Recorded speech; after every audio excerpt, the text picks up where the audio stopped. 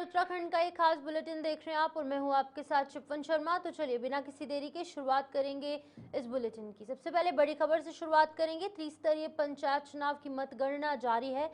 मतगणना के कार्य में 15,024 कार्मिक अपना दायित्व निभा रहे हैं, जबकि सुरक्षा की जिम्मेदारी 8,926 जवान निभा रहे हैं। पंचायत चुनाव के कुल 10,915 पदों के लिए मतगणना का कार्य सुबह 8 बजे से ही प्रारंभ हो गया था और इस चुनाव में कुल 34,151 उम्मीदवार अपनी किस्मत आजमा रहे हैं। राज्य निर्वाचन आयोग ने कहा है कि जिस तरीके से स्वतंत्र और निष्पक्ष मतदान करवाया गया, उसी तरह से मतगणना का कार्य भी पूरी पारदर्शिता से किया जा रहा है। 12 जिलों के 89 विकास खंडों में 2 चरणों में हुए मतदान का जो प्रतिशत है 69.16 रहा और इसमें 64.23% पुरुष और 74.42% महिला मतदाता शामिल रहे। वहीं त्रिस्तरीय पंचायत चुनाव के लिए 24 जुलाई और 28 जुलाई को मतदान हुआ था। वहीं पर चुनाव परिणाम घोषित होने के बाद विजय जुलूस निकालने पर प्रतिबंध रहेगा। राज्य निर्वाचन आयोग ने जिलों को भेजे लिखित निर्देशों में उम्मीदवारों के समर्थन में निकलने वाले जुलूसों पर पूर्ण तरीके से प्रतिबंध लगाने के लिए कहा है।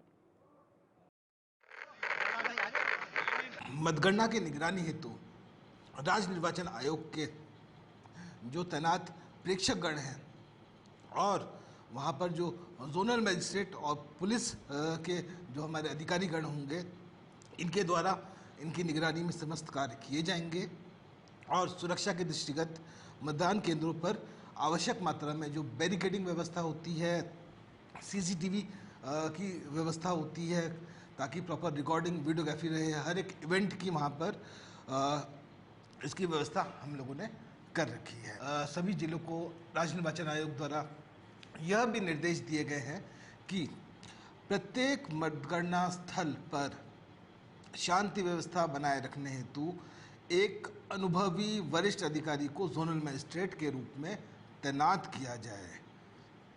साथ ही वहाँ पर जो है प्रत्येक मतगणना स्थल केंद्र पर जो है एक पुलिस क्षेत्राधिकारी, प्रभारी निरीक्षक अथवा थानाध्यक्ष स्तर का डेडिकेटेड ऑफिसर जो रिस्पॉन्सिबल हो उस पूरे मतगणना केंद्र के लिए, उसकी तैनाती की जाए। यह भी निर्देश दिए गए हैं कि मतगणना केंद्र के 200 मीटर के दायरे में केवल ड्यूटी में तैनात अधिकारियों कर्मचारियों का वाहन ही प्रवेश कर सकता है यदि वहाँ पर्याप्त पार्किंग की जगह उपलब्ध होगी उसी केस में।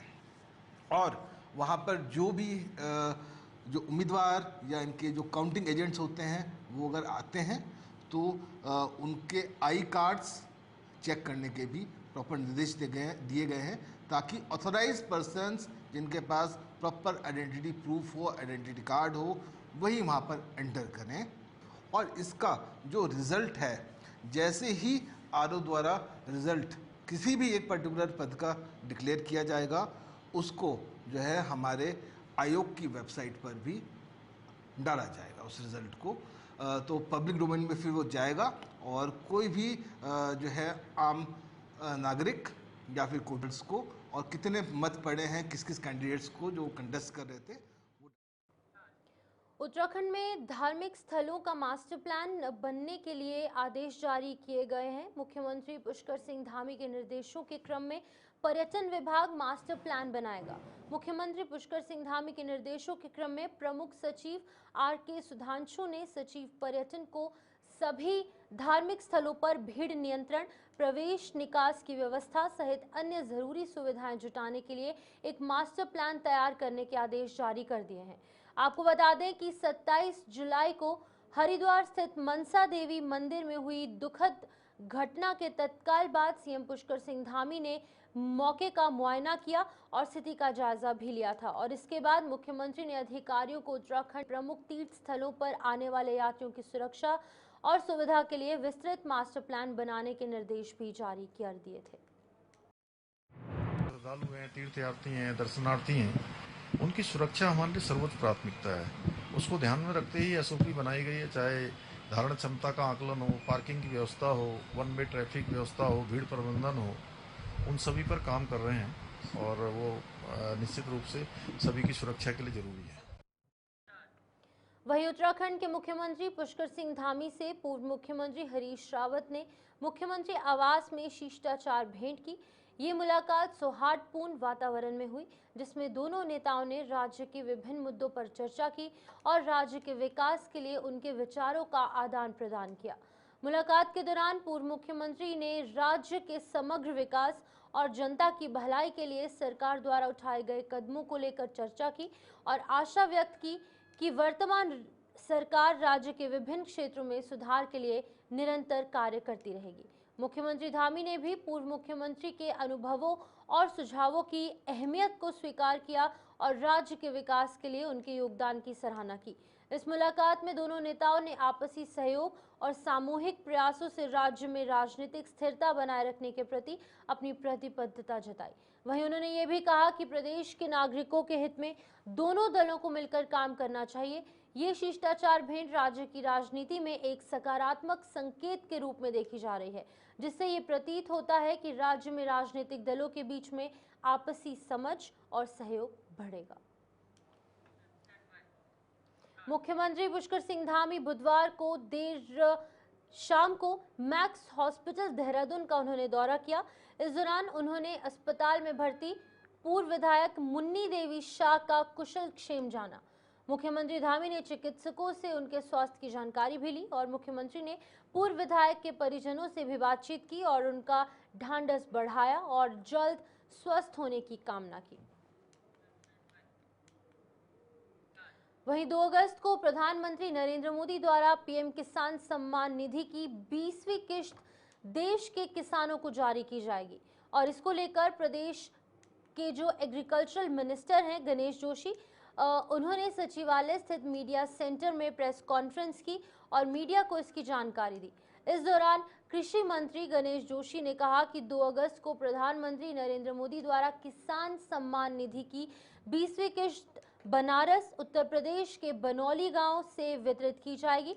वहीं कृषि मंत्री गणेश जोशी ने यह भी कहा कि 20वीं किश्त के रूप में उत्तराखंड के यहाँ पर 8,28,780 के करीब जो लाभार्थी हैं उनको 144.25 करोड़ की धनराशि जो है लाभान्वित उनको किया जाएगा। उन्होंने कहा कि उत्तराखंड को 19 किश्तों के अंदर कुल 3,111.49 करोड़ की धनराशि अभी तक वितरित की जा चुकी है। देश के प्रधानमंत्री नरेंद्र मोदी जी जितनी चिंता सीमा पर बैठे जवान की करते हैं, उतनी ही चिंता अन्नदाता किसान की करते हैं। माननीय प्रधानमंत्री जी किसान सम्मान निधि की 20वीं किस्त बनारस उत्तर प्रदेश के बनौली गांव से वितरित कर रहे हैं, जो 2/8/2025 शनिवार 10 से 12 बजे तक जिसका समय निर्धारित किया गया है।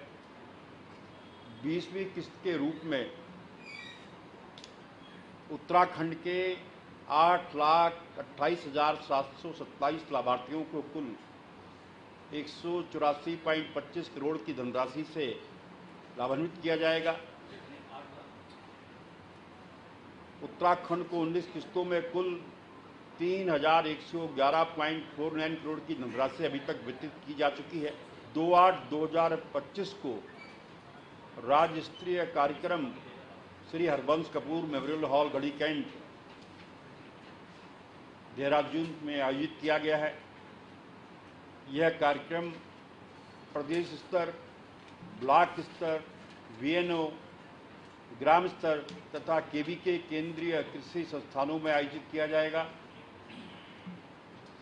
आयोजन स्थलों पर 2-वे वीडियो कनेक्शन की सुविधा होगी, जिससे किसान माननीय प्रधानमंत्री जी से सीधे संवाद कर सकते हैं। कार्यक्रम का प्रचार प्रसार फेसबुक, ट्विटर व अन्य सोशल मीडिया प्लेटफॉर्म से किया जाएगा। इस कार्यक्रम में किसानों की बाइट्स, वीडियो, फिल्म तथा फोटोग्राफ पोर्टल पर अपलोड किए जाएंगे। कार्यक्रम में माननीय मंत्रीगण, विधायकगण, माननीय मुख्यमंत्री जी एवं केंद्रीय मंत्रीगण भी प्रतिभाग करेंगे। मैं किसानों से अपील करता हूं कि आपके नज़दीकी स्थान से जुड़कर माननीय प्रधानमंत्री जी को सुनने का कष्ट करेंगे। मैं तो कार्यक्रम में भाग लेने जा रहा हूं, क्या आप भी जा रहे हैं? और उत्तराखंड में मॉनसून सीजन के दौरान आपदा प्रबंधन के लिए प्रदेश के सभी जनपदों को 365 करोड़ की धनराशि जारी की गई है। आपदा प्रबंधन सचिव विनोद कुमार सुमन ने बताया कि अभी तक कहीं पर कोई मेजर घटना सामने नहीं आई है, लेकिन मॉनसून सीजन के दौरान भूस्खलन और भारी बारिश के चलते तमाम तरह की दिक्कतें जरूर देखने को मिलती है। उन्होंने कहा कि प्रशासन की ओर से ऐसी स्थितियों से निपटने के लिए समुचित व्यवस्थाएं की जा रही हैं। ऐसा कोई मेजर नुकसान नहीं है, नुकसान से नुकसान हो रहा है और जो भी नुकसान हो रहा है उसके रेस्टोरेशन के लिए, रिकवरी रिकंस्ट्रक्शन के लिए लगातार विभाग काम कर रहे हैं। अभी तक आपदा प्रबंधन विभाग की ओर से 365 करोड़ रुपए से ज़्यादा की धनराशि जनपदों को जारी की गई, विभागों को जारी की गई है। विभाग द्वारा काम किया जा रहा है। हरिद्वार के श्री मानसा देवी मंदिर मची भगदड़ के दौरान 8 लोगों की मौत के बाद अब प्रदेश भर में मंदिरों में सुरक्षा ऑडिट को लेकर तैयारियां चल रही हैं। आईजी गढ़वाल राजीव स्वरूप ने सुरक्षा ऑडिट को लेकर गाइडलाइंस जारी की हैं। उन्होंने बताया कि गढ़वाल परिक्षेत्र के मंदिरों में सुरक्षा ऑडिट को लेकर पुलिस के जनपद प्रभारियों को निर्देशित कर दिया गया है कि श्रद्धालुओं की भीड़ वाले मंदिरों को चिन्हित कर वहां पर प्रत्येक 15 दिन में सुरक्षा ऑडिट करवाया जाए और इसकी रिपोर्ट तैयार कर भेजी जाए। प्रायोरिटी में हमने ये 3 मंदिर परिक्षेत्र में हमने आइडेंटिफाई की है। इसके साथ में जैसे माँ धारी देवी का मंदिर है, वहाँ पे भी बहुत संख्या में तीर्थालु आते हैं। ये आपका सुरकंडा माँ का टेम्पल है, वहाँ पे भी बहुत सारे श्रद्धालु आते हैं। तो इसको क्रमबद्ध में हम अपने रेंज के लेवल पे ही। रुद्रपुर उधम सिंह नगर पुलिस के हाथ एक बड़ी सफलता लगी है। एसएसपी मणिकांत मिश्रा के कड़े निर्देश पर कार्रवाई करते हुए एक पुलिस मुठभेड़ के बाद हत्या के आरोपी निशांत सिंह को गिरफ्तार किया गया। निशांत सिंह ने गिरफ्तारी से बचने के लिए पुलिस पर फायरिंग की, जिसके जवाब में हुई पुलिस की जवाबी फायरिंग में वो घायल हो गया और फिलहाल उसका अस्पताल में इलाज चल रहा है। प्रारंभिक जांच में सामने आया कि निशांत सिंह और सुरजीत सिंह के बीच में पानी की मोटर लगाए जाने को लेकर विवाद हुआ था और इस दौरान कहासुनी हुई और निशांत सिंह ने अपने पास मौजूद हथियार से सुरजीत सिंह पर सीधे फायर कर दिया। कल शाम सितारगंज थाने के सैजनी गांव में एक झगड़े में सुरजीत नामक व्यक्ति की हत्या निशान ने गोली मारकर कर दिया था। इस घटना पर हत्या का अभियोग पंजीकृत कर पुलिस टीम द्वारा आरोपी को गिरफ्तार करने का प्रयास किया जा रहा था। आज रात 9 बजे के लगभग उत्तराखंड में मानव वन्यजीव संघर्ष को कम करने और बाघों के संरक्षण के लिए प्रदेश सरकार टाइगर प्रोटेक्शन फोर्स का गठन करने जा रही है। इस संबंध में भारतीय जनता पार्टी के प्रदेश प्रवक्ता विपिन केंथौला ने जानकारी देते हुए बताया है कि मुख्यमंत्री पुष्कर सिंह धामी ने स्वयं इस योजना की विस्तार से घोषणा की है। हर जनपद में टाइगर प्रोटेक्शन फोर्स गठित की जाएगी, जिसमें कि अग्निवीरों को वरीयता दी जाएगी और उनकी बकायदा वन विभाग के अंतर्गत विशेष ट्रेनिंग भी करवाई जाएगी। केंथौला ने कहा कि ये निर्णय जहां मानव जाति की सुरक्षा के लिए कारगर साबित होगा, वहीं बाघों के संरक्षण में भी अहम भूमिका निभाएगा। देखिए, टाइगर प्रोटेक्शन फोर्स जो है उसका निर्माण किया जाएगा। माननीय मुख्यमंत्री जी ने कल उसके बारे में विस्तार से बोला भी है। और जो हमारे अग्निवीर जो हैं, जो रिटायर होकर के अग्निवीर जो आएंगे, उनको उसमें वरीयता दी जाएगी, उनकी तैनाती उसमें की जाएगी और प्रत्येक जनपद के अंदर टाइगर प्रोटेक्शन फोर्स जो है उसका गठन किया जाएगा। उसमें तमाम जो आप देख रहे हैं जिस प्रकार से बाघ और मानव के बीच जिस प्रकार से संघर्ष है, उसको किस प्रकार। वहीं कुमायूं के प्रवेश द्वार हल्द्वानी के होनहार वुशु खिलाड़ी और कोच रोहित यादव को जॉर्जिया में बुटामी ओपन इंटरनेशनल चैंपियनशिप में भारत का प्रतिनिधित्व करने का गौरव प्राप्त हुआ। ये प्रतियोगिता 1 अगस्त से 6 अगस्त तक जॉर्जिया के बुटामी शहर में आयोजित की जाएगी। वहीं हल्द्वानी में मीडिया से रूबरू होते हुए वुशु खिलाड़ी और कोच रोहित यादव ने बताया कि वो बीते 6 वर्षों से वुशु खेल का नियमित प्रशिक्षण ले रहे हैं और राज्य और राष्ट्रीय स्तर पर कई पदक भी जीत चुके हैं। रोहित के कोच और मार्गदर्शक महेंद्र सिंह भाकुनी ने कहा कि रोहित का अंतर्राष्ट्रीय चैंपियनशिप के लिए चयन होना उनके लिए भी अत्यंत गर्व की बात है। उन्होंने भरोसा जताया कि रोहित गोल्ड मेडल जीतकर लौटेंगे। जैसे कि सभी जानते हैं कि वुशु चाइनीज मार्शल आर्ट है। इसको हमारे देश की भारत सरकार खेल डिपार्टमेंट ओलंपिक एसोसिएशन द्वारा पूरी तरीके से मान्यता है। विगत कई वर्षों से हल्द्वानी शहर में वुशु किया जाता है। यहाँ के जो खिलाड़ियों ने नेशनल टूर्नामेंट्स हो या भारत सरकार द्वारा आयोजित राष्ट्रीय गेम्स में उसमें प्रतिभाग किया है और समय समय पर अपनी प्रतिभा का ये सर्वश्रेष्ठ प्रदर्शन करते हैं और हल्द्वानी शहर और राज्य का नाम रोशन करते हैं। इसी क्रम में अभी देखा गया है कि विगत पिछले महीने या उससे आगे महीने में महाराणा प्रताप स्पोर्ट्स कॉलेज में ट्रायल किया हुआ था, जिसमें 350 खिलाड़ियों ने प्रतिभाग किया। एक नौजवान इस स्तर की प्रतियोगिता में हमारे देश का प्रतिनिधित्व करेगा। आज हल्द्वानी शहर की सारी जनता हमारे कराटे खिलाड़ी महेंद्र सिंह भाकुनी। जो ये गेम है अभी इसके ट्रायल्स हुए थे 2 से 6 मई को महाराणा प्रताप स्पोर्ट्स स्टेडियम में ट्रायल्स हुए थे, जिसमें पूरे भारत से लगभग 300 बच्चों ने प्रतिभाग करा था, जिसमें हमारे उत्तराखंड से भी काफ़ी प्लेयर्स ने प्रतिभाग करा, जिसमें 3 बच्चों का नाम फाइनल लिस्ट में आया है, जिसमें मेरा है रोहित यादव, एक देहरादून से मौलिकतम। और बागेश्वर जिला अस्पताल में 108 आपातकालीन सेवा की लापरवाही का एक और गंभीर मामला सामने आया। बीते दिन चमोली के ग्वालधाम निवासी सैनिक दिनेश जोशी के 1.5 वर्षीय बेटे को समय पर इलाज नहीं मिला। हालत ज़्यादा बिगड़ने पर कई सरकारी अस्पतालों से गुजरते हुए नैनीताल जिले के हल्द्वानी ले जाया गया, जहां पर बच्चे की मौत हो गई। परिजनों का आरोप है कि बागेश्वर जिला अस्पताल ने ना तो इलाज किया और ना ही समय पर 108 एम्बुलेंस मुहैया करवाई गई। अगर समय पर ट्रीटमेंट मिल जाता तब उनका पुत्र जिंदा होता। ग्वालदम से उसको बैनाथ के लिए ट्रांसफ़र किया गया। बैनाथ से ट्रांसफ़र किया गया, उसको थोड़ी बहुत ट्रीटमेंट के बाद उसको बागेश्वर डिस्ट्रिक्ट हॉस्पिटल के लिए ट्रांसफ़र किया गया। तो वहाँ पे जाने के बाद जैसे वो 6 बजे के समथिंग वो बागेश्वर डिस्ट्रिक्ट हॉस्पिटल में पहुँचा था, तो वहाँ पे उसका थोड़ी बहुत ट्रीटमेंट चला था। लेकिन वहाँ पे भी जब उन्होंने बताया कि ये बच्चा जो है सीरियस होता जा रहा है, तो इसको जो है हम अल्मोड़ा के लिए ट्रांसफ़र करते हैं, वहाँ इसका ट्रीटमेंट होगा आगे के लिए, क्योंकि ऑलरेडी 2 हॉस्पिटल पहले ट्रांसफ़र हो चुका था। तो वहाँ पे जो है कॉल किया गया 7 बजे होना चाहिए उसको ट्रीटमेंट की, जहाँ पे जो डॉक्टर स्टाफ है उनसे बात करनी चाहिए। तो मैंने उनको सबसे पहले तो जैसे एक डिसिप्लिन, क्योंकि हमें तो फौज में सबसे पहले डिसिप्लिन ही सिखाया जाता है, तो मैंने उनसे रिक्वेस्ट की। मैंने कहा नमस्ते सर, मैं ऐसे ऐसे यहाँ पे ड्यूटी हूँ। देखिए, ये मेरे संज्ञान में है बात, और मैंने 108 के उन कर्मचारियों को पर कठोर कार्रवाई करने का फैसला ले लिया है और इनके वेतन भी रोक दिए जाएंगे, इनके भुगतान नहीं किए जाएंगे जब तक कि हमें सुस्पष्ट कारण नहीं मिलता है कि क्यों। रुड़की की गंग नहर सुभाष नगर में देर रात मामूली विवाद ने एक खौफनाक मोड़ ले लिया। आपत्तिजनक टिप्पणी को लेकर 2 पड़ोसियों के बीच में हुआ झगड़ा देर रात हत्या में बदल गया। आरोपी अमित शर्मा ने पड़ोसी अजय माहेश्वरी की गला दबाकर हत्या कर दी और इस सनसनीखेज वारदात से इलाके में हड़कंप मच गया। वहीं पुलिस के मुताबिक अजय माहेश्वरी का बेटा और आरोपी अमित शर्मा का बेटा एक ही स्कूल में पढ़ते हैं।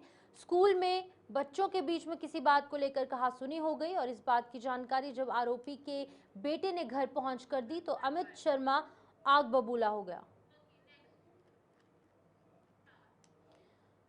तो वहीं नगर पालिका परिषद मसूरी द्वारा शहर के शौचालयों को अति आधुनिक बनाने के लिए लाखों रुपए खर्च किए गए हैं, लेकिन इसके बावजूद भी शौचालय में विद्युत व्यवस्था नहीं है। बिजली की फिटिंग तो कर दी गई है, लेकिन लाइट का कनेक्शन अभी नहीं दिया गया, जिससे कि आए दिन पर्यटकों और शौचालय संचालक के बीच में विवाद होता रहता है। वहीं नवनिर्मित शौचालय में पानी की कमी और दरवाजों पर कुंडी भी नहीं है, जिससे सबसे ज्यादा अधिक परेशानी महिलाओं को हो रही है। शौचालय संचालक सुमन ने बताया कि आए दिन पर्यटक और स्थानीय लोगों के साथ कहासुनी हो जाती है क्योंकि यहाँ पर लाइट की व्यवस्था नहीं है। मेरा नाम सुमन है जी। आप यहाँ जो शौचालय इसकी देखरेख करती हैं, कैसी परेशानी आती है? बस दिक्कत है, थोड़ा लेट की है इसमें। कस्टमर आते हैं शाम को, बोलते कि लेट का है। लाइट का कनेक्शन नहीं है इसमें, कुंडी भी नहीं है उसमें, मतलब वो तो है भी, कुंडी पर तोड़ दी किसी ने रात को। दरवाजा टूट गया। हाँ जी, दरवाजे टूट गया जी।